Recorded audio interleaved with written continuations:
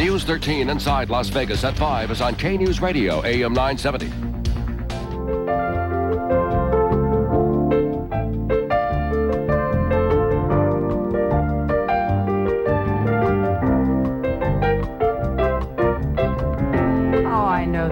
So well. Good morning, everyone. 20 years ago today, these doors behind us opened up onto a brand new era in morning television. We are in the back hall, just outside our studio, and on the walls, so many memories for us. 20 years of memories, pictures taken, over 20 years of pursuing our charge, of bringing you news in the morning, information you can use, we hope in an entertaining way. And the people in these pictures have become our family. And although some of the faces may have changed a bit over the years, what hasn't changed is how we start our day. It is always such a privilege. The first words we say on camera every morning are, "Good morning, America. I'm Joan London." And I'm Charles Gibson. It is Friday, November 3rd, 1995. And I'm Spencer Christian, and what a special day this is. It is really we celebrate a special day for our us. 20th anniversary. Come on in the studio with us this morning. You're going to meet a lot of people today who have made this broadcast what it is. People in our past, people in our present. And the music that you are hearing is also 20 years old today,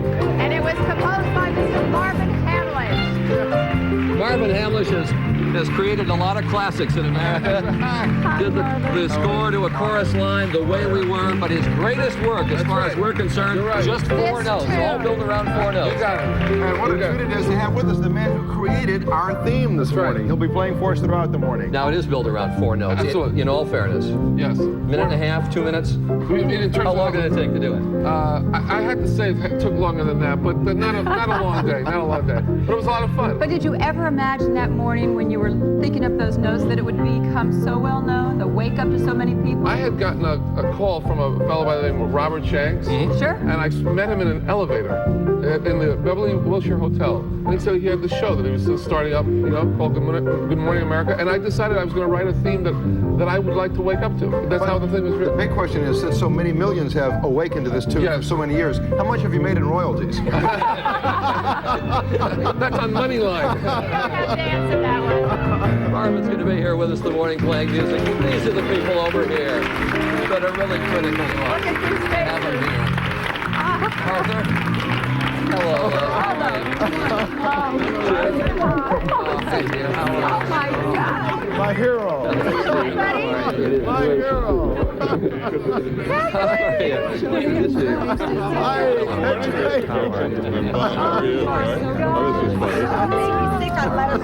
You look so great. Nancy's good to see you. Hi, dear. How are you?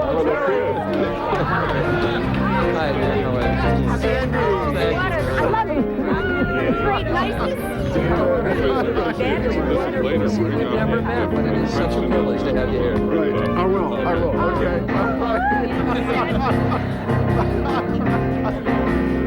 Oh, we'll talk about that. Hello, Doctor. Hello. How you doing? All right. Hello, Harvey. Wolf.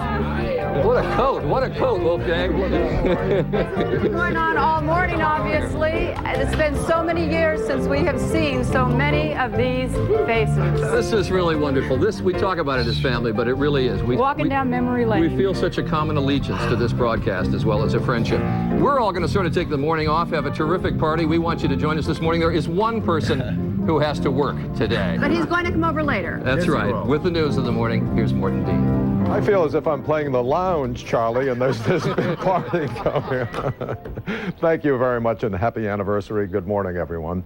The U.S. is giving an eviction notice to one of the world's largest banks, Japan's Daiwa Bank. The order to close Daiwa's U.S. operations in 3 months follows an indictment that accuses the bank and its top managers of hiding more than $1 billion in bond trading losses. This investigation has followed a complicated paper trail involving false record keeping, removal of financial records, and other attempts to avoid law enforcement detection of criminal activity.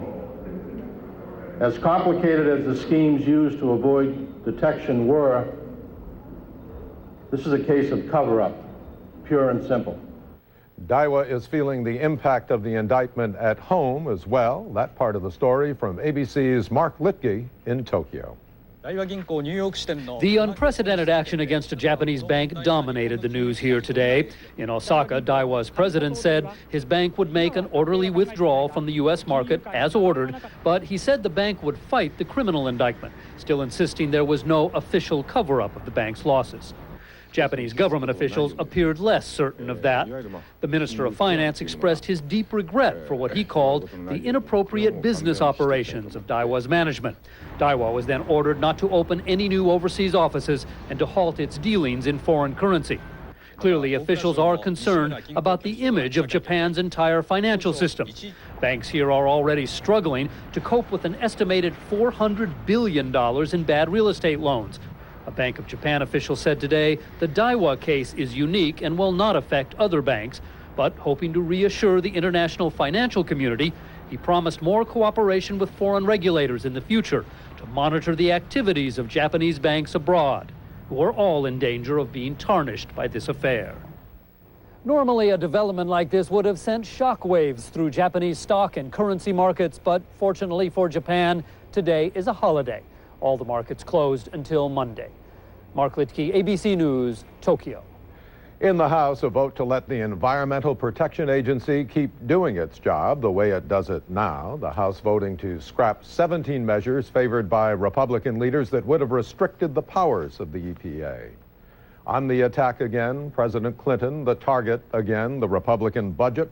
Last night, Mr. Clinton telling a group of Jewish Democrats that the budget's approach to Medicare and Medicaid is fundamentally flawed.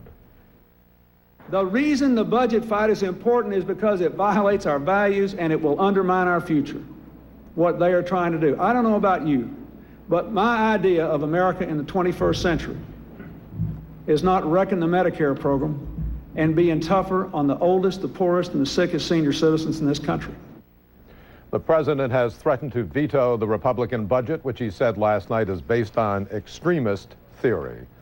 Will she or won't she? The Senate Whitewater Committee wants First Lady Hillary Clinton to testify voluntarily. The White House says she won't. Republicans have questions about whether Mrs. Clinton impeded the investigation of Vincent Foster's papers after his suicide. A subpoena is being considered. The Philippines get a lot of storms, but it has been 20 years since they've had anything as powerful as Angela. The typhoon's 125-mile-an-hour winds ripped off roofs, damaged ships, and left Manila blacked out. At least 35 people are dead, and 200,000 are homeless. And that is ABC News on the Hour on this anniversary day at 7 minutes after. 20 years. Lasts longer than some marriages I know. I meant mine. No names will be mentioned. Time flies when you're having a good time, Mort. Usually this is the time for Spencer Christian with the National Weather Forecast. But long before Spencer ever knew the difference between a cold front and cold feet, John Coleman had it all mapped out. You came to see the weather map? We have it. Dense fog, London, Kentucky to Pittsburgh. The East Coast is beautiful. And our computer scan this morning is to show you where yesterday's highs topped out in the 60s. Wow, and now here he is, the man who started it all, the man who paved the way for me. It's great to see you again, John. Spencer, my friend, I've come all the way from California. And by the way, I think I'm going to get the prize for the person who came for the greatest distance for the reunion. Really? Yeah, I haven't seen the prize. We got that for you later, John. I came all the way from California because I wanted to say thank you and goodbye. That's about how long the weather will last. No. The point is, when you get fired, you never get to say goodbye. Oh. I really appreciate you watching. Really, the viewers across America are wonderful, and it was great to be your weatherman for all those years, and thank you. And goodbye! But you know what, John? The funny thing is, all those who were in charge in those days have been fired, too. Oh, yeah. They're all gone, too. Oh, yeah. They're out of here. Yeah. They're still buddies of mine. Will you give me a hand with the weather today? Oh, yeah. The most important thing is it's a wonderful day between Thursday and Saturday when the boss begins to lose control and we get giddy. It's Friday! There you go. Here comes the weekend. Thank God. Go to the map. John's going to tell you what's happening across the nation today. Well, the big storm is pushing toward the east. The cold front will cut through New York City and Philadelphia and Boston today. Temperatures will drop 30 degrees amid showers and thunderstorms. The storms will reach North Florida. The west will finally clear out after a rainy week. And it's going to be chilly in the north central states with a deepening pool of cold air in the central U.S. And now, here's a look at the weather in some of John Coleman's favorite towns. Good morning, everyone. I'm Sandy Grace. We are seeing mostly clear skies this morning over southern Nevada. A little bit of cloud cover in California. Shouldn't affect us too much, though. We'll see partly cloudy to mostly sunny skies throughout the day today. We're looking for a high of 69 degrees. Winds from the northeast at 5 to 15 miles per hour. A little bit more breezy, though, out at the lake and at Mount Charleston, with gusts steady to 20 miles per hour, and might even see some gusts to 30. Tomorrow, this is the big change. That system's not going to be hitting us. We will not see rain. We are looking for mostly sunny skies. In fact, 69 degrees for a high, might even reach the 70s in some areas of the valley. And for the next few days, we are going to see some very pleasant fall-like temperatures. We are looking for 60s, upper 60s to low 70s throughout the weekend with partly cloudy skies, and then we will be back up into the 70s as we start the work week. Have a great day and have a great weekend, everyone.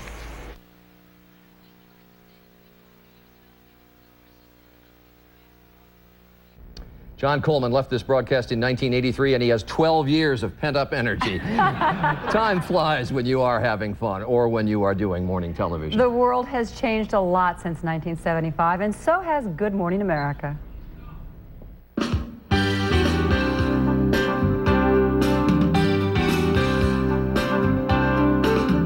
We had 3 weeks from the moment, really, we kind of knew we were going to do this until we went on the air. We didn't have time to think about except, are we going to be able to get a 2-hour program on? Good Morning America. President Ford decided picture Jaws is... Good morning, Sandy. And also, most Americans From the Bowery, I'm Geraldo Rivera. Peace and Good Morning America. don't turn out your you've been trying to. Well, today, Spencer, how's the weather?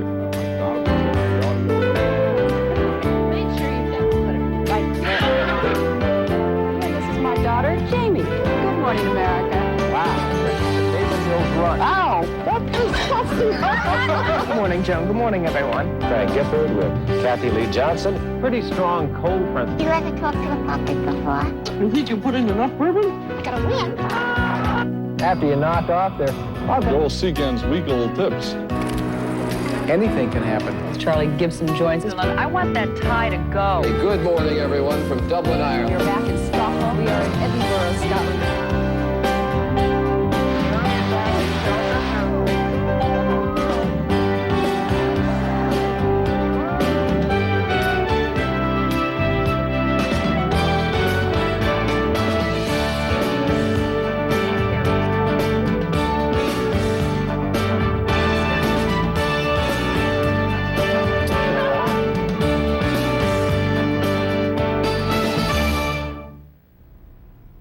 An amazing amount of history has taken place over the last 20 years. We were there for all of it, of course, and we've got this Good Morning America time capsule to give you a sense of it.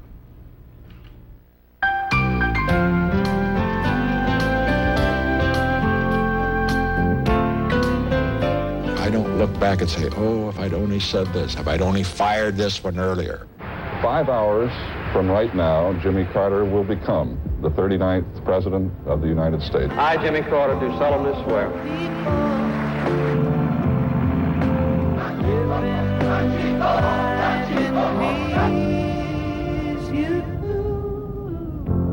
At noon today, Ronald Reagan will become the President of the United States. I, Ronald Reagan, do solemnly swear.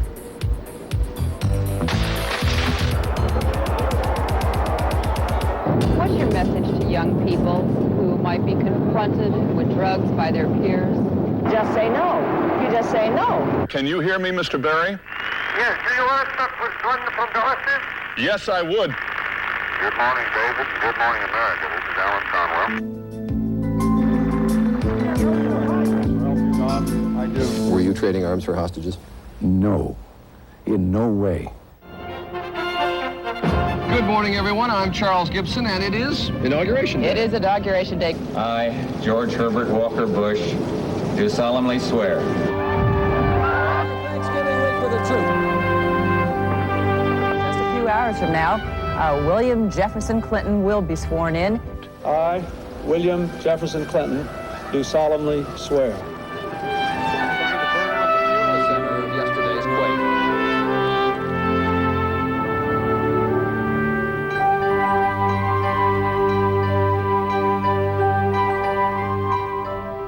Some of our pals here sitting around us, Steve Bell, who did the news on this broadcast for 127 years and doesn't look a day older. Right. Kathleen Sullivan, who was with us for so many years and started World News This Morning with Steve. Tim Johnson, who has reported on medical news for us. Arthur Miller, who has been our legal correspondent for so long, still has that same vest, never gets rid of it. But I heard a story. I heard a story that when you were first offered the job, Steve, that you really didn't want to take it. Listen, is that true, and why?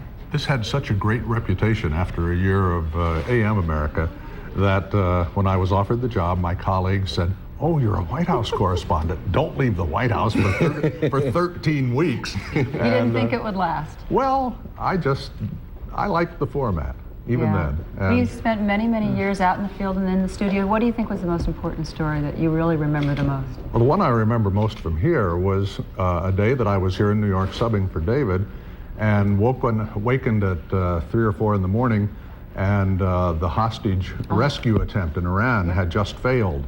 And so, of course, we threw away the entire script, as you know well.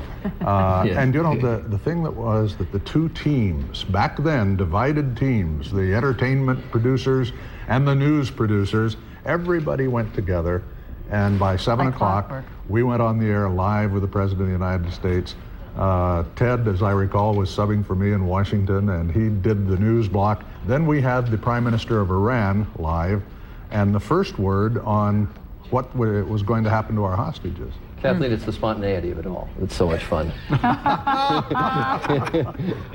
Making it up as you go along. Oh, I remember, I look at Steve and I think of all those days we had to update. Because we'd update for every region. Yeah. Remember when we did, Steve, we updated Guam? Yes. What time was that, 2:30 in the afternoon? I thought it was 4. Tim, most important story, I'm sure you're going to say AIDS. Absolutely AIDS, and I recall when we first talked about it on this program in February of 1982, it happened that a Boston Globe columnist was surveying morning television, and he criticized in his next column the next morning our picking that topic as sensational, not having any real medical significance. I wrote him a little private letter and I said, you can have your view of morning television, but I predict this is going to turn out to be one of the most significant medical problems this country's faced. And to his credit, year after year, he apologized. He did a column on his biggest mistakes and put that one right at the top of the list. And Arthur, my lord, we've seen you every day for the last for the last year because of O.J. It's easy to say O.J. Simpson because of the drama, but I don't think so. I think I'd say it was the confirmation hearings of now Justice Clarence Thomas, because it raised the integrity of the court and the integrity of the process. And Anita Hill's allegations caused us to debate, really for the first time, the whole question of the relationship between the sexes in the workplace. And he really started doing legal affairs on television way back then. But before we go any further, we got to get the Godfather in here. We got Let's to get bring the the Godfather gentleman in who was so synonymous with Good Morning America from its very inception through the first 11 years. He's really the father of Good Morning America, all family members. I'm talking about David Hartman.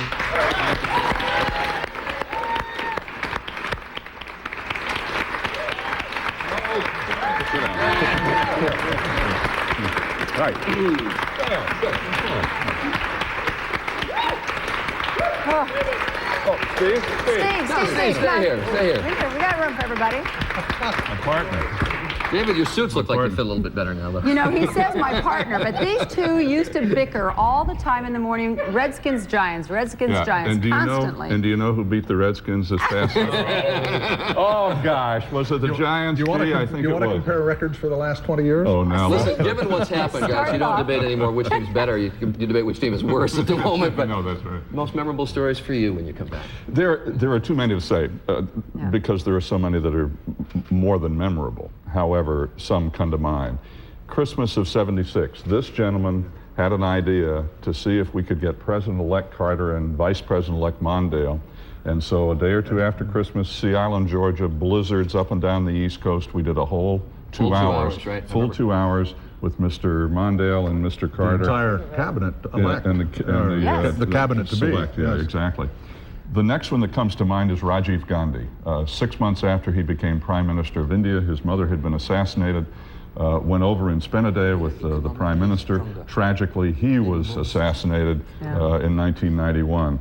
And the third story that comes to mind, of course, is Muammar Gaddafi after the United States bombed Libya. So these were very exciting interviews, and in some cases, unfortunately, tragic in the case of Rajiv Gandhi. Well, David is going to be staying with us all morning long. It is such a treat to have you back. Good to see you. Professor Bell, it is great to see you. We'll explain about that in a minute. We're going to take a commercial break. We'll be right back with our special 20th anniversary edition of Good Morning America. 25 after right now, Charles Gibson with us this morning in Washington with ABC News. Charles, hi, good morning. Good morning, David. The Occupational Safety and Health Administration has imposed a record $155,000 in fines.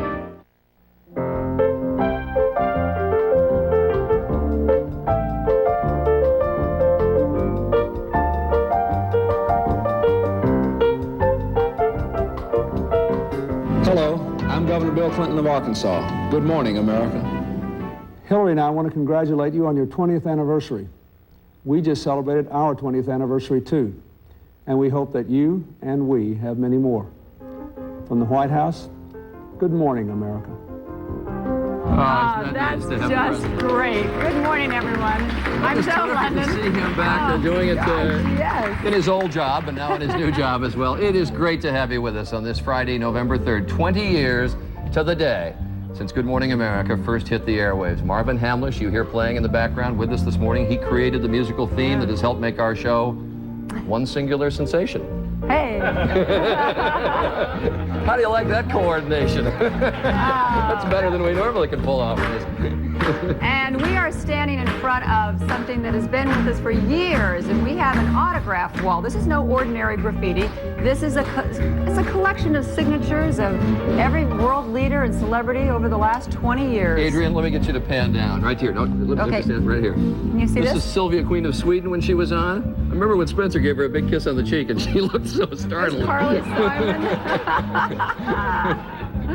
It is terrific. There's a lot of memories on these walls for us. In this half hour, we are going to take a look back at some of those stars before their signatures were considered collector's items, back at the beginning of their careers. Just to name it a few: Roseanne, Jessica Lange, David Letterman, Oprah Winfrey. I could go on and on. And also ahead, our Good Morning America showbiz stars, Joel Siegel, Rona Barrett, and Chantal will all be here reflecting on the changing face of Hollywood over the last 20 years. This is a terrific day for us, but right now Morton Dean is going to bring us back to earth. Has the latest news in the morning, Mort. We'll join the party, I'm told, a little bit later on. Thank you, everyone, and good morning again, America. One of Japan studio, the party goes on. Mort, among the very special guests who've joined us over the years, Bill Murray has joined us here at Good Morning America many times. He's even helped me at my weather maps, giving a whole new meaning to the phrase fair weather friend. Watch this. Now, storms. Bill, we got storms over here in the east. We got heavy rain all the way, right. Heavy rainfall from the Tennessee Valley all the way up into the northeast. Big, powerful thunderstorms breaking out there. Look out for some flash flooding. But sunny skies back in the plains and in the west. Sunny, right. And we got relief coming to the southern plains. Powerful thunderstorms today, but behind those those storms, cooler, drier temperatures and sunny skies. Well, looks like we might want to prepare for another bit of stormy weather. He's here again. he's here again. Put it in there, put it in there, put it in there. Let him see what he's doing. Let him see what he's doing. You know, this isn't the first time you've done the weather, but you actually played a weatherman in a movie, Groundhog Day. Yes, I'm not really a weatherman, but just in film. Did working with me help prepare you for that film? Well, no, because well, you're unusual. Most weathermen or women have lots and lots of hairspray on, and you've got a naturally curly thing going here, which I just couldn't possibly do. That's why I'm going with the ordinary weatherman thing with the big cowboy hat. Gotcha. Yeah. Well, let's do this weather, Bill. High temperatures today. Looks like it's getting a little chilly here in the nation's midsection. Look at all that. Yeah, it's all blue here. That's 20s, blue fingers and 30s, right and 40s. in here. Yeah, about 20 degrees below normal in the central states. Over in the east and the southeast, still quite warm. It's all very warm in here, very warm. If you want to live in a warm place, go down here. It's warm over here, too. Don't live in here. It's real cold. The outlook calls for sunny skies in the plains, the Rockies, Look at this, John. the Who wants to Mississippi live Valley. over here? Scattered showers up and down the Atlantic coast. This is terrible. Heavy rainfall in parts Why of the not over southeast. here? Look at it over here. This is nice. All of this is good. And some snow over here over the northern plains and the upper Mississippi Valley. Hell of a job, Bill. It's going to get really cold in New York, isn't it? It is. What yeah. do you do? What do our bridge and tunnel people do, the toll keepers? How do you make them speed up when the temperature changes in the middle of the night? They just wave you on through. You don't even have to stick your arm out the window and pay. Your lips to his ears, Spencer. Okay, everybody coming into Manhattan today, just keep on moving. Don't even slow down. Go right on through. Honk the horn and flash the lights. This one's on Spencer. Come on, it's a birthday party. That's a look at the national weather. Here's a look at the weather where you are. Thanks. Good morning, everyone. I'm Sandy Grace. We are seeing mostly clear skies over southern Nevada. A few clouds to the north, but we're going to see mostly sunny to partly cloudy skies today. Not too warm, though. Looking for a high right around 69 degrees. Have a great day. Oh, by the way, I should mention, Bill's got a new movie coming out. There's always a new movie coming out. Stick around, it'll be on cable eventually. Kingpin. Thanks, Bill. This weather report brought to you by Buena Vista Home Video is 37 past the hour. Joan? All right, now, the way they were. Today's stars before they made it big. When Good Morning America is the 20th anniversary celebration, we're going to show you some of the stars when they were just young kids. I thought that was going to be like singing in the rain, because you figure two guys and a girl.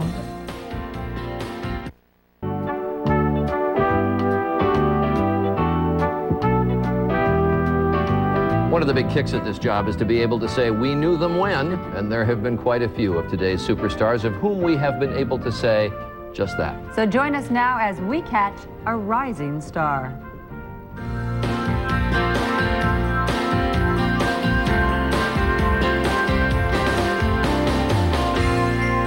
Do you have television on outer space?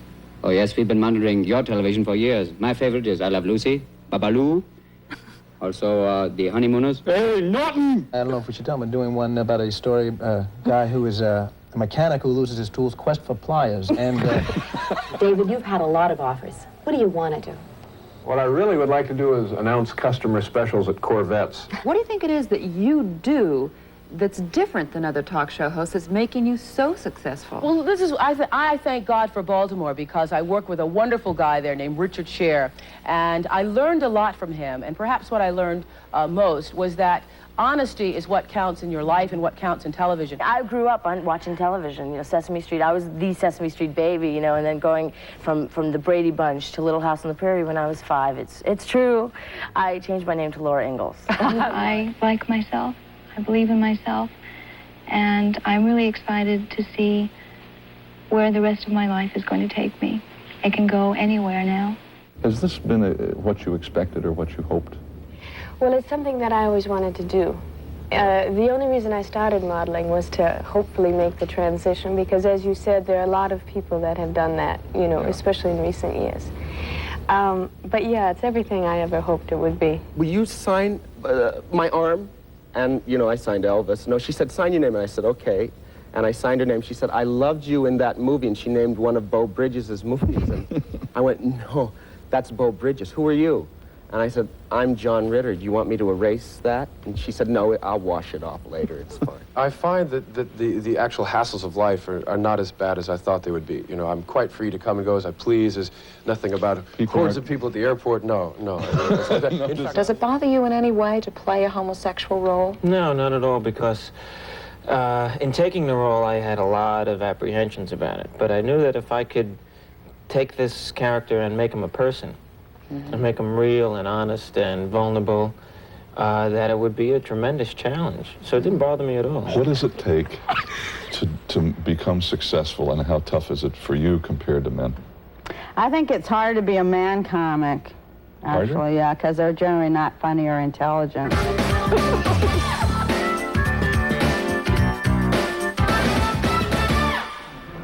Ah, yes, they've seen them come, they've seen them go. They've actually helped some of them go. When we come back, our Hollywood reporters, Chantal, Joel Siegel, Rona Barrett, when our 20th anniversary celebration continues. Stay with us.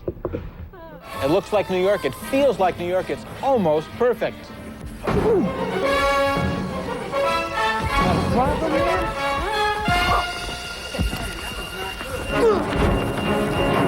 What are you doing? Up, Tony!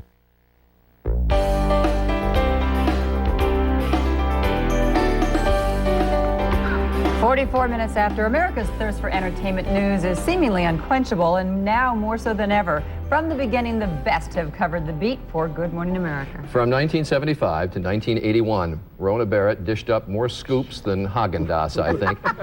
Joel Siegel, he blinks whenever he's under our lights because he has spent so many years in darkened movie theaters to shed critical light on Hollywood's hits and misses.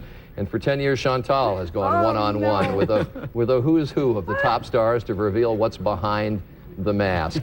Chantal has changed hair color in the last few weeks, in the service of this program, I should say. In the service of the show. So have I not in the service of this program. Mine's still the same. Rona, Yeah. when you think back on all this, first of all, when the show started, did you think that it was going to be a success? Yes, Did I you? did, because I thought it was time for counter-programming opposite that other show on that other network. Right, I did. And also because I knew that this network had given a 2-year commitment to this show.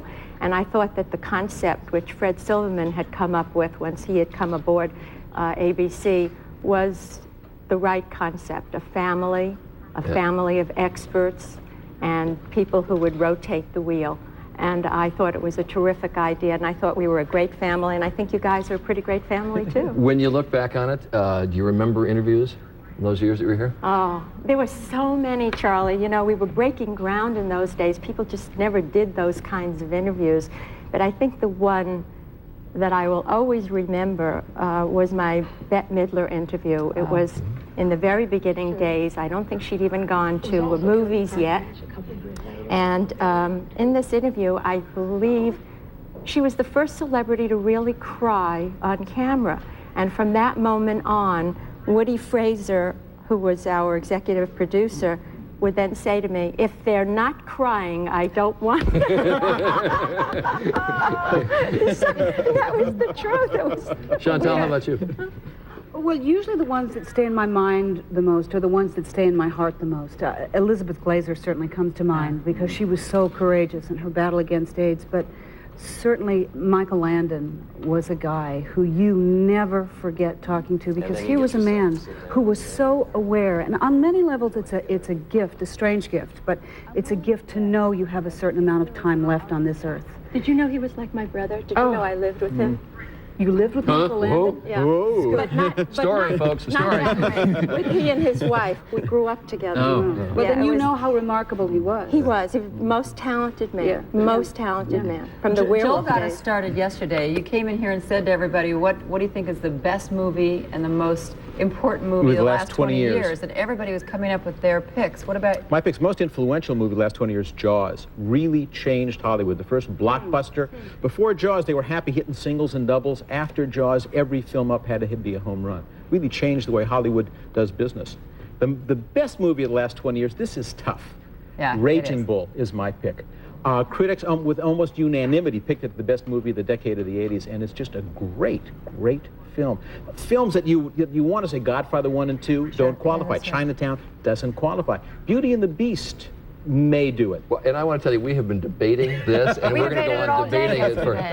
We got one memorable moment that you've got to mention, because you go out every year. You and Chantal are out at the Oscars every year. You got to mention this great 14 years, I've interviewed virtually every Oscar winner the night they won. This is a piece of an interview that never made air. Whoopi Goldberg. One of the questions I ask, when you do an interview, it's like casting. It's like fishing. You never know what's going to come up. I always ask, where's the Oscar going to go? And Whoopi is holding her Oscar. She won for Ghost, and she says, I don't know where it's going to go, but it's going to spin tonight with me. And then she held it up and said, where do the batteries go? And since this is morning television, you know why that one didn't exactly make the air. Go, Whoopi. What that means, no, I guess not. No, no. Don't go there. Don't go there. So Rona, what are you doing now? I'm riding the range, Charlie. That's right. You moved I have away a from little Hollywood. wonderful farm. There is life after show business of sorts. And I'm raising paint horses and having a wonderful grand time, and I'm riding again. And people still call you when there's a Hollywood story and want to know? Find out You know, that's the most amazing thing. People still think I'm on Good Morning America. You are. They keep saying, did I miss you today or something like that. It's wonderful to be back. Once you're a part of we this, always have missed you. It's once so you're a great part to of this see for a you. while, you're a part of it forever, and it's terrific to have you back. Joel, Chantal, great to see you. Nice to have you on the East Coast. Too. Absolutely. We're going to be catching up with more old friends as the morning continues. And we're going to take a break. We'll be back. Good Morning America's special 20th anniversary celebration continues. Going to go talk to some of the folks who are with us.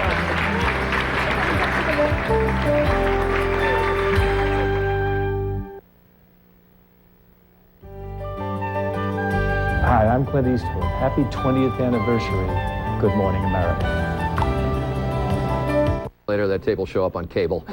Everywhere we look around here with us this morning, familiar faces, I suspect very familiar faces to you as well. Some of the early family members that were here at the beginning. Right here, if you'd stand up, Jack Anderson is here. Right. Jack, who was our investigative reporter, reported on Washington for us back in 1975, still a nationally syndicated columnist. The memories that return when you come back? That was the golden age of investigative reporting. We broke a lot of big ones on Good Morning America. But you had to file, how often were you on? You were on every day, weren't you? Every day for about 2 minutes. Crammed as much, shoehorned as much news as we could in 2 minutes. And still doing the column. You still love it? Still doing the column, doing investigative reports for television, radio. Head the Grace Commission, Citizens Against Government Waste. I keep busy. Now, I'm asking everybody the same question, but when you started this foolishness, did you ever think it would last? Yeah, actually I did. I had a lot of long talks with Bob Shanks. He persuaded me, convinced me. Did it take some convincing? Well, yeah, a little. I was on AM America before Good Morning America, and he persuaded me to stay with it. I did. Jack Hanna is here, who has brought... You keep motioning me out of the way of the hawk here. Stand up, and we'll leave the hawk here. Jack has gotten me in a good deal of trouble over the years, including the first time you were on, and what happened? The fox bit you right in the blood vessel in the back of the hand. But you never missed a beat. Boy, did he get me. Right as we're coming out of commercial, the fox clamped on, towel went over the hand, bleeding all the way through the segment. We did it just fine. Jack, it's great to have you here. I remember that day well, and he said, you didn't tell me about this part. All right, also, I have a bit of trivia here. Al Ubell, he was our first handyman. The guy that always made us look like we didn't know what to do around a house. Fondest memory? Oh, fondest memory is when I was demonstrating the hammer. Yes. And you were standing on my left. Yes. I recall that vividly. And I missed the nail, and the blood was like all over. He smashed the dickens out of his thumb. And she lost her dialogue. She was so... I felt so bad for you. So I knew your part. So I... I felt so bad. And then when it went for commercial, I started to scream, and the crew came over and I just bandaged, became and Nurse the blood Joan. was all over the place, and that was really an unusual segment. Good to I'll have you remember back. it all. It's my pleasure. Spencer? I'm with Tom Sullivan, Joan, who was on this show from 1978 to 1983. And everybody looks great. Thank you, Tom. They haven't aged. It's a perfect setting. I'll tell you, Hartman is looking a little slow to me. I always said you had closer to 20/20 insight to this show than anybody else on the show. You know, we broke some ground here. I had a chance, thanks to David's willingness to trust a blind correspondent out there in the field doing stories, to change the perspective on disability in this country, and I'm very grateful Tom to this Sullivan, show. nothing blind about you. Thanks for joining us this morning. Thank you, Spencer. Charlie. All right, Tom, thank you, Spencer. Good Morning America's 20th anniversary celebration continues. Just a moment.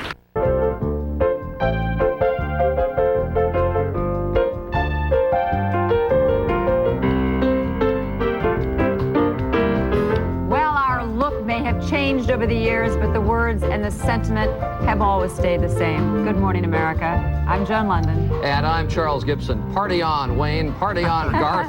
Party on, Joan. Party on, Spencer. It is Thursday, November 3rd, our special 20th anniversary celebration. Yo, Charlie. I'm Spencer Christian.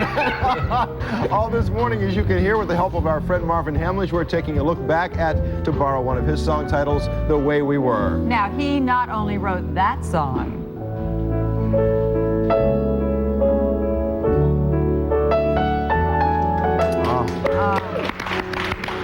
one of my favorites. But he also wrote our Good Morning America theme. And after 20 years, we felt it was about time that he wrote something else for us. So he has, and this time he has even put some words to it. And his latest creation will have its premiere at the end of today's show. I wish you could be here during the commercial breaks, because Marvin and the group have been playing during the breaks. Great. And a little tender trap during the commercial. It's just great to hear him. Coming up in this half hour, we are going to hear from some of the terrific reporters who filed their earliest stories for us. One name that might surprise you, Kathy Lee Johnson. Gifford, who met Frank Gifford on this program. They're both going to be here. Geraldo Rivera, one of the reporters at the beginning of Good Morning America here. Steve Fox, we're going to be talking to in a few moments. They've got a lot of stories to tell. And John Coleman is coming back to do another weather duet with me. Absolutely. First, though, the latest news of the morning from Morton Dean. Good morning, Mort. Good morning and happy anniversary. Good morning, everyone. The U.S. If there's no triple letters or double words. Or Thanks, Mort. Mort's going to be coming over here in a few moments after he does the 8:30 newscast. Spencer has had a lot of highs and lows here on Good Morning America. Some of them have even been at the weather map. We thought we would take this opportunity, though, to remind you of some of them.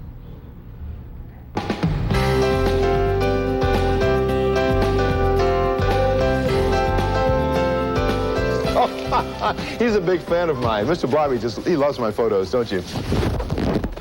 I hope it's not the Blobby mating season. You know how earlier I showed you how Zip can chase snowflakes? Get him, Zip, get him.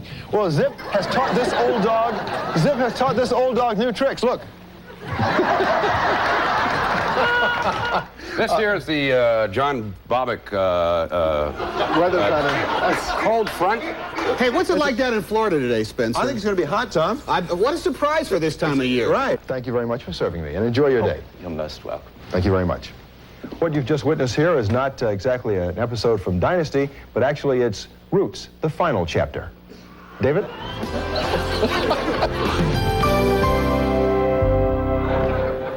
Oh, anything to make David laugh. All right. The big weather maker on today's map is this cold front, which has swept through the east and brought colder temperatures behind it. It's also brought some snow up in the Great Lakes and the upper Mississippi Valley. Scattered showers along the North Atlantic coast today. Heavier rainfall along the South Atlantic coast. The Gulf Coast will see a shower or two. But it's clearing out in the plains, the Mississippi Valley, the Rockies looking pretty good, and the far western states. High temperatures have dropped significantly behind that front. They will reach only into the teens and 20s over a good portion of the north central states. Still warm in the southeast, where highs will be in the 80s today and over the weekend. Look for basically dry and cold weather in the mid-Atlantic. Kathy Lee Johnson was her name then, and she met her husband, Frank Gifford, right here in this studio while learning her craft with us from 1982 to 1986. And also, of course, as a substitute co-host right here. And we are happy to have Geraldo Rivera with us this morning as well. He brought his own dynamic brand of reporting to Good Morning America from 1975 to 77. Can't forget Steve Fox, who has driven the back and main roads of this country for the last 15 years. Steve knows every single highway in America. And last but not least, the baby of the group, Nancy Snyder. You like that? That's good. This is good. She has reported on medical and other concerns for us these last 8 years. But let's get right to it. You guys wouldn't be married if it wasn't for this show. I mean, right here on this sofa. What do you want, commission? Yeah, absolutely. But we remember the day. It was Thanksgiving, 1982. You're not going to show that this. we have a little clip. Specifically you, I think, Joan. Because Yes, you were supposed to be there and you didn't show up. Oh, well, I think you had the flu or something. all right. Well, see what I did That's for the story you told and you're sticking to it. Anything for you, Kathy. Let's take a look at that moment. I think it's rather obvious something was going on. My mother thought so. Good morning, I'm Frank Gifford with Kathy Lee Johnson. David and Joan are off today. It's Friday the 26th of November. And how was your turkey day, Kathy? I don't want to talk about it. I ate so much. How about you? You don't look it. Well, it'll show tomorrow.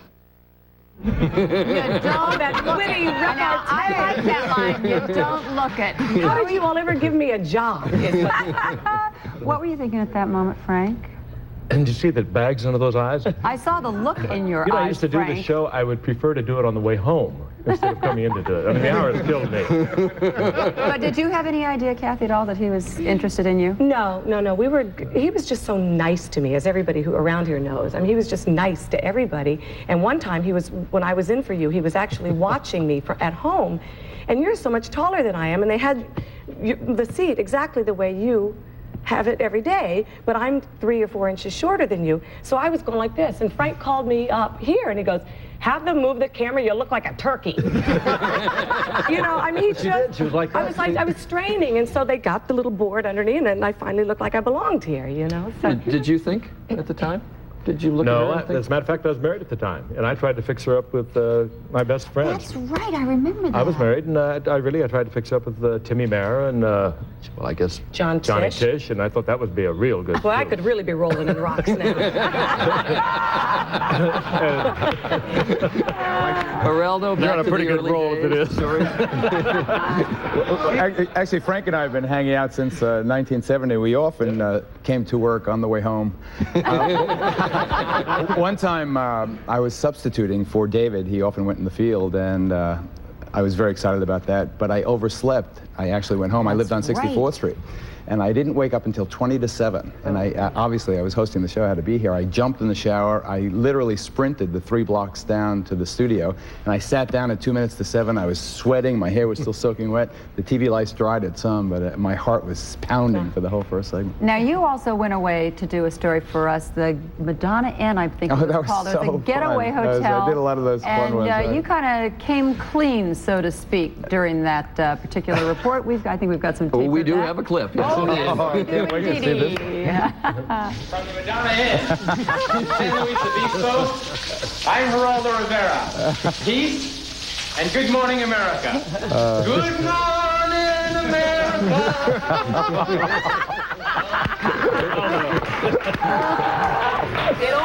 And I'm still taking my clothes off.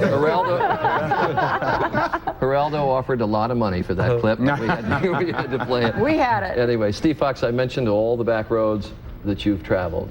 What do you But have? I suspect if I ask you a most important story, it's not going to be on the roads of this country. It would be in Europe? Oh, yeah. It absolutely. It was 1989 when the Berlin Wall came down. Freddie Dorn and I had been there just a month earlier doing a story about the anniversary of the Berlin airlift. And we had no idea. We were talking to people about the wall then, and they said, no, this is going to be up for the rest of our life. A month later, the thing came down. And I flew over, and I ran into Peter Jennings. I'd just gotten off the red eye, and I said, I'm going to bed. And he says, no, you can't do it. He says, you got to go on out there and see what's happening. And I had never seen people as stunned, as astonished and as joyful as they were. They were walking the streets of Berlin like they couldn't believe, obviously they couldn't believe this was happening. It was an astonishing event. Yeah, it was an amazing I remember feeling that morning. in those pieces that you filed. And Nance, I suspect you're going to pick out not medical stories, but a week we spent together overseas. Yeah, I've been very lucky because not only do I get to fill in for Joan periodically and I get to cover medicine, but I also get to sort of cover normal stuff. I think the time you and I spent in Saudi Arabia during Desert Shield before the war broke out was phenomenal. I got to report on the role of women, and it was an extraordinary experience. And a lot of times I think the morning shows get singled out for doing fluff. It's a real misconception. We do some hard, good stuff, and the work I did in Somalia was the best reporting I ever did in my life. And I think we have so many times brought disasters and very touching global stories back to the United States and said to America, this is happening. I think we put a very human face on it on this show. But the medical information, too, that you bring people, morning after morning, affects their daily lives. Well, it's true, and I must say, ABC, I think, has been extraordinary.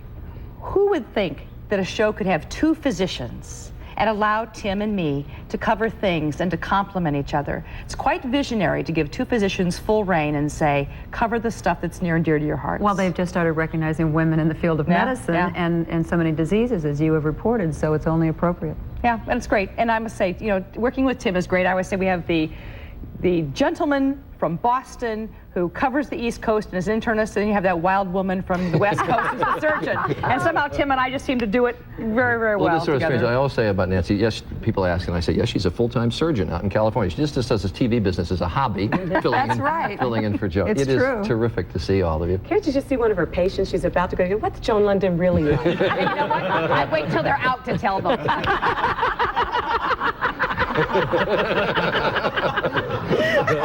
During the commercial break, we'll ask Kathy Lee and Frank what really went on this couch, and maybe we'll tell you when we come back. But we're going to take a commercial break. More memories of our Good Morning America family when we continue.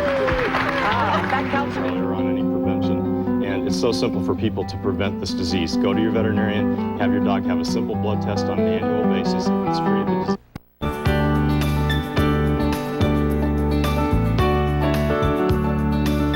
Hello, I'm Lee Bailey, the original legal advisor for Good Morning America. It's been a great run. Happy 20th anniversary. And he just passed the vests on to Arthur Miller when Arthur took over in 1980. It is 19 minutes after the hour. We want to talk to some more of the people who have been with the show over the 20 years. Great to see some of the faces again. Those of you who are real students of Good Morning America, everybody remembers Steve Bell did the news on the show for so long. But the first year he was doing the news, he was doing it in tandem with Margaret Osmer, who is right here. How do you stand out there? And Margaret Osmer then went on to run the foreign policy of the United States, which she has been doing for a long time since then. But you guys, there's sitting in front of a brown board in Washington doing the news. Do you remember all those days? Well, I remember very well that I had 3 days' notice that they wanted me to do it.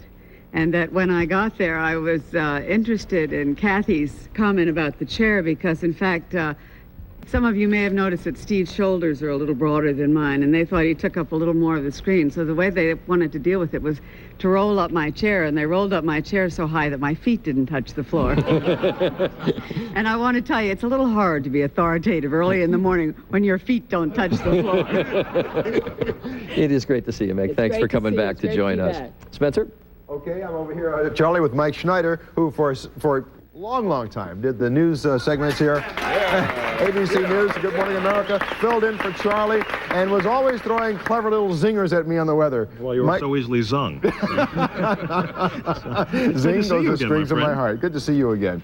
For some of your most memorable moments here, do you have any? No, I was not noted for coming into work in a good mood. I do remember the time we had Bert Parks on the show, God bless him, and in the co-op segment, the cutaway segment, which a lot of the country doesn't see, but we saw, you and Joan and I were trying to ask him some questions, and you asked him one question. I don't remember the question, but I do remember the answer. He looked you dead in the eye and said, "Well, Fletcher."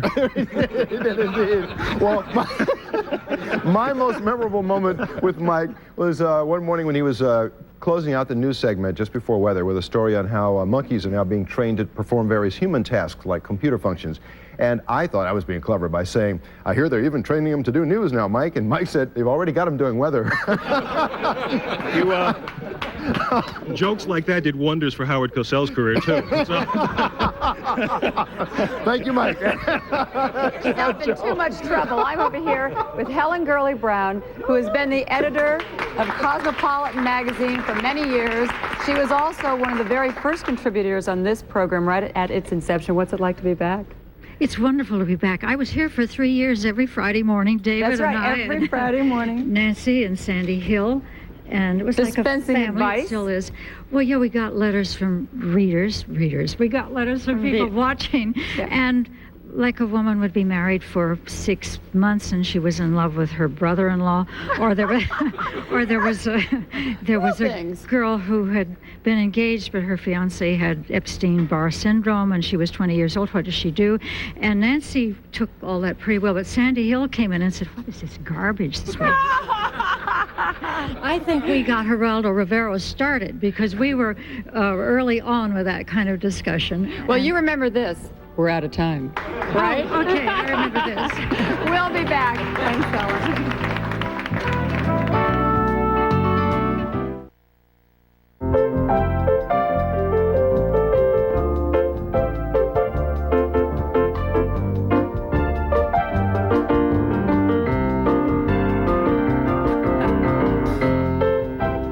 Friend beside me just said, "That's the old theme." Do you remember me? I'm Sandy Hill, and I'm here with a whole bunch of your other old friends. Good morning, America.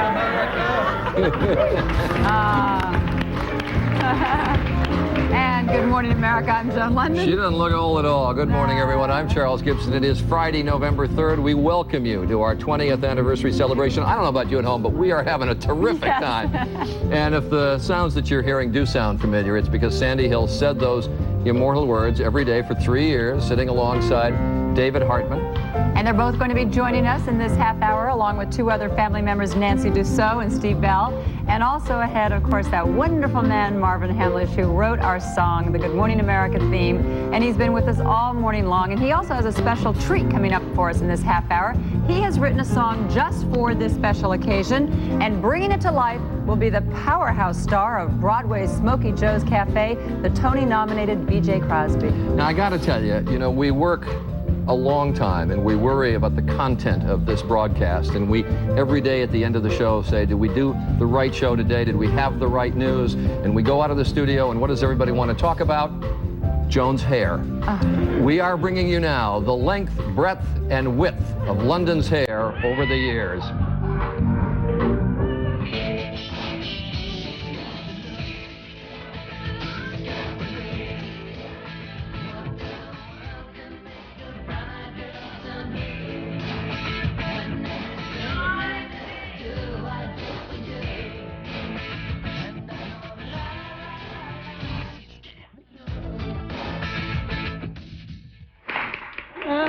All right, you can vote on which one you like by calling 1-800. They're teasing me.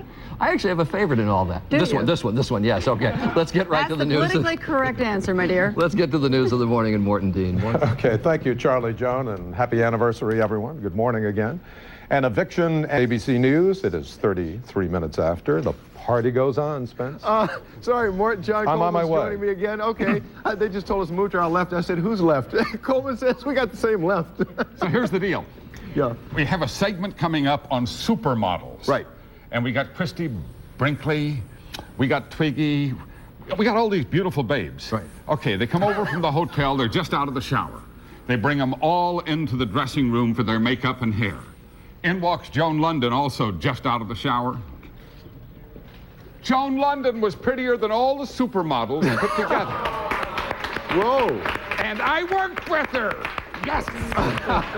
That's all. Well, you know what? That's the weather, folks. Here's a look at the weather where you are.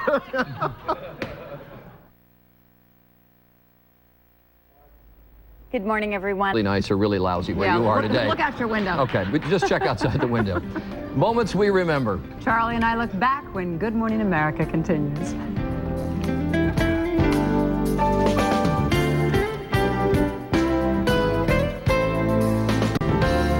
Happy 20th anniversary, everyone, to Good Morning America. You know, Joan, I saw the hairdos the other day. Woo, surprising you still have that job. Wow. You know the worst part about your show? Charlie and Spencer, because if it weren't for you two men, I'd be waking up all alone with Joan London. Good morning, America.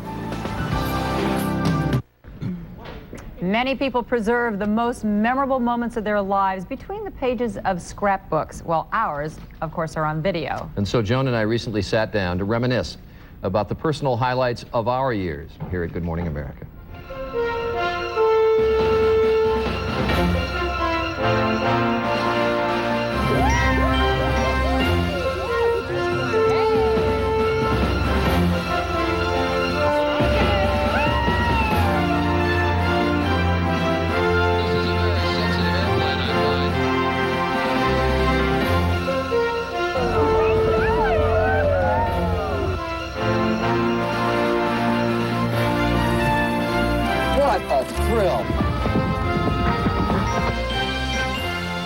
People always ask about the experiences of doing this program. The thing you didn't warn me about was how varied the experiences. There's an awful lot of news, immersion. Being there as history happens, being there as presidents are inaugurated. Still not very much happening out here in front of the Capitol this morning, but of course maybe that's because it's 2 below. Joan is in Sarajevo. Hi, Joan. It's hard for me to believe that I was in Sarajevo for 10 days covering the Olympics there. And here it is today in Tatters. tatters. Most memorable interviews, though, for me, have to do with situation rather than people. Yeah. And I think talking to those soldiers with Randy Johnson from Kerrville, Texas. How many in guys different in this venues around Saudi Arabia, those soldiers, knowing that probably within a few months they would be actively engaged in fighting. You would be the most upfront troops, in effect. And The people after Oklahoma City, after the bombing. You'd actually pulled the baby from the wreckage? Yes, through Belfast, separating poor Protestant and Catholic communities. Florida, the area that Hurricane Andrew hit hardest. San Francisco earthquakes that hit this area so hard. You might remember Jamie going with me to the home of Anne Frank and reading from her diaries. I'm also very afraid that we shall be discovered and be shot. Mommy, why was Anne so frightened that she would get shot? Only because of her religion. It's a little bit like watching your children grow up. A very memorable week for our family when older daughter Jessica graduated from college in the same week that younger daughter Kate graduated from high school. I remember when we were going through the South, you remember we just stopped the buses once along a river and we found this rope swing. And there are also spontaneous moments here on the program. I've been bitten by a gorilla. Ow, ow, ow, he also bites. Did he? I hope you don't mind, too. She's got 3 at home, now she's got 2 here. Just like home, you know what I mean? Jack?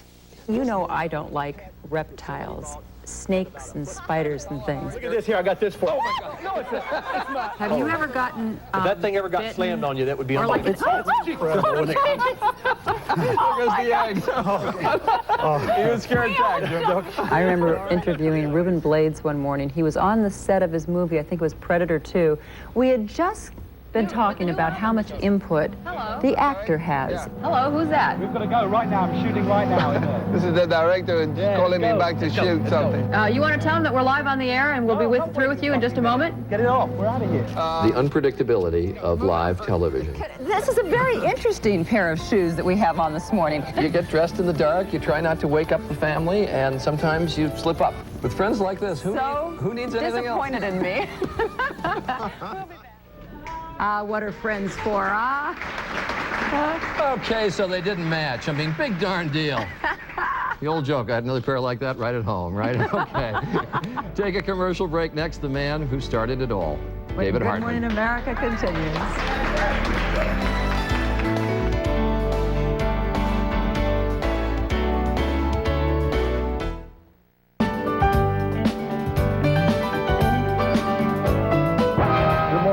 I'm David Hartman. Today is Monday, November the 3rd, and we'll be joining you here every weekday morning with news and comments, filmed reports, and perhaps some aid and comfort to the bogged down. Most of all, we want to try to provide you with information that'll be useful to you.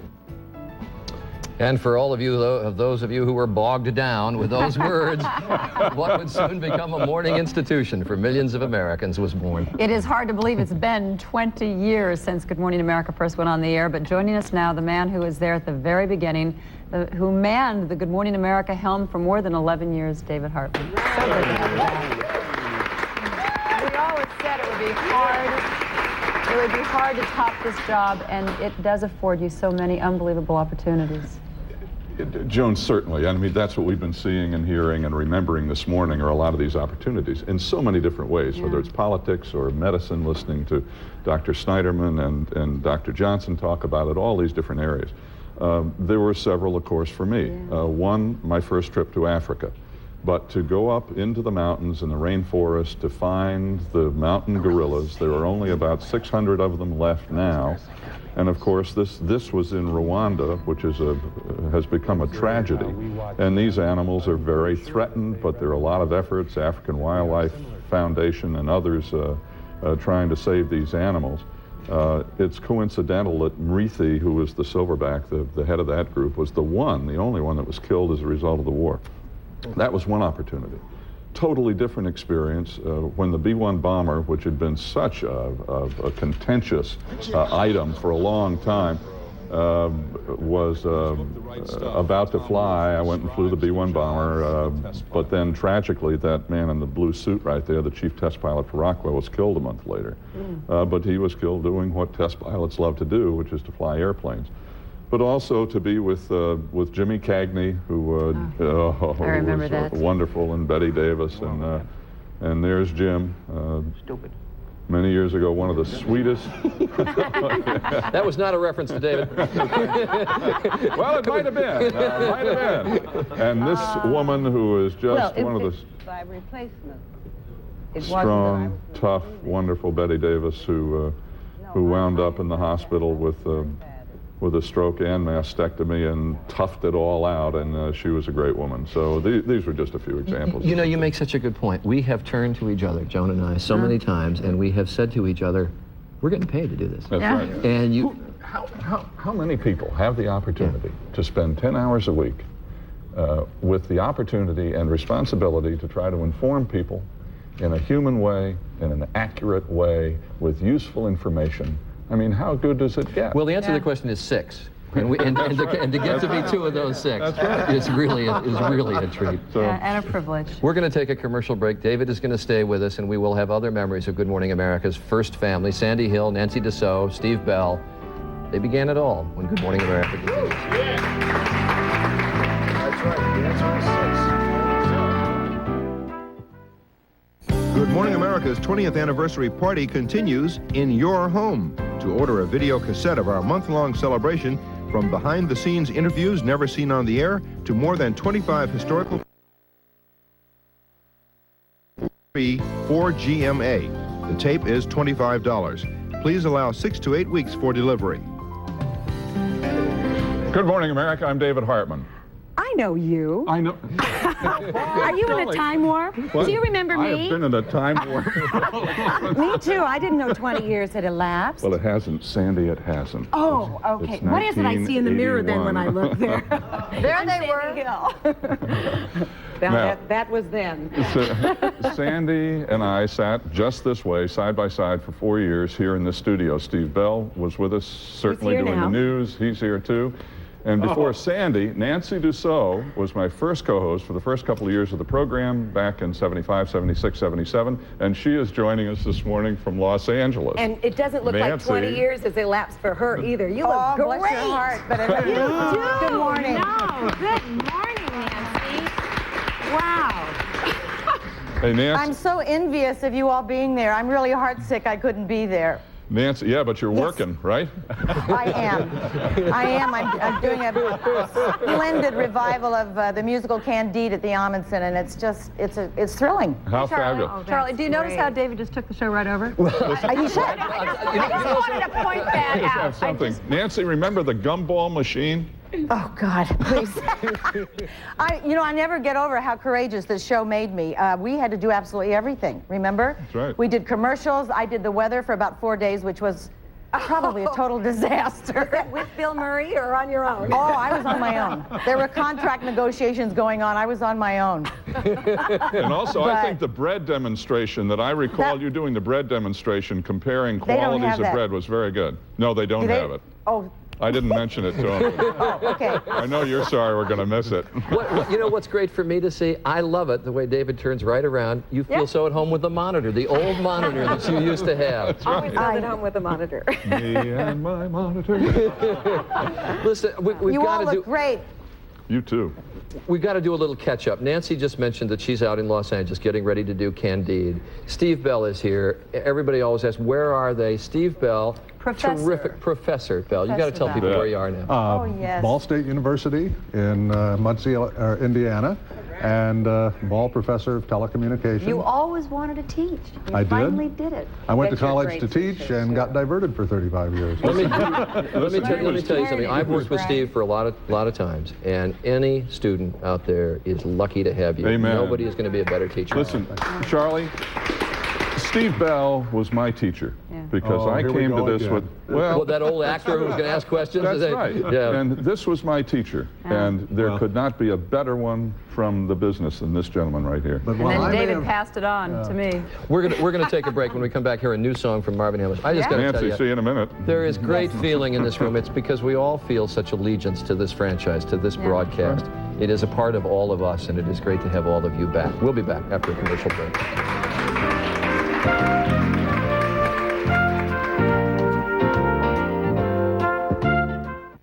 All of you, just on my part, for coming. Thank you so very much. Wonderful to have you here. And it's been wonderful to have Marvin Hamlisch here and to sing a special song for our 20th anniversary that he composed, B.J. Crosby, off-Broadway, Smokey Joe's Cafe. So Marvin, take it away. BJ, take it away. Right.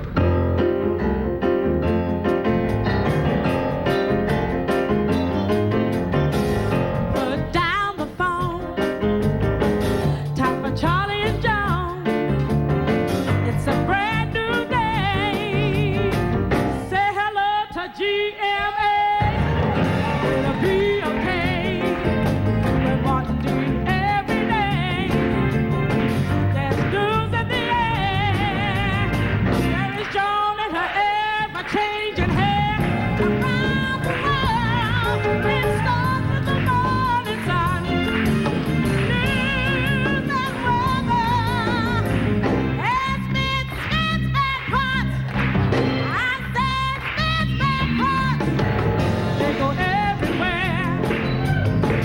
Electric Jones, ever-changing hand. It's a brand new day. Say hello to GMA. When the years is coming, gonna be ready, yes indeed. And to make this more than there is enough. Don't forget Julia Child and Will Black Horse. Chantel and Joe, you're in love. Wanna smile, just trust me. Don't forget I'm a mom and Catherine Lee. I said, I'm a mom and Catherine Lee. Hey, hey. I'm a mom and Catherine Lee. The pioneers, they stand and sleep. In every tear. And little baby, my friend, each and every day. So here's to friend. Say hello to GMA. Say hello to GMA. Hey, hello, loving in the morning, love to see at night. Sugar mommy, oh GMA.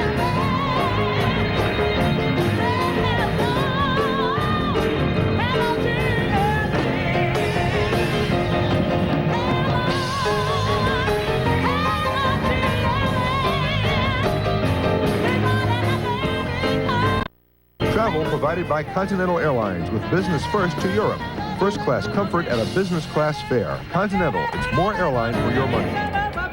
Good Morning America is a presentation of ABC News. More Americans get their news from ABC News than from any other source. Saturday, what a night of stars. First, your favorite celebrities as you've never seen them before. Oh, go on. It's an all-new Before They Were Stars. Then the planet turns Hollywood with all the stars you could ever imagine. Yes! Join hosts Arnold, Bruce, Demi, and Sly when Planet Hollywood comes home. Saturday, all the stars come together on A Beatles C. Lois and Clark meet Metropolis's other perfect couple, but are they out to eliminate the competition? Jonathan Frakes and Jeannie Francis guest on Lois and Clark, Sunday on ABC.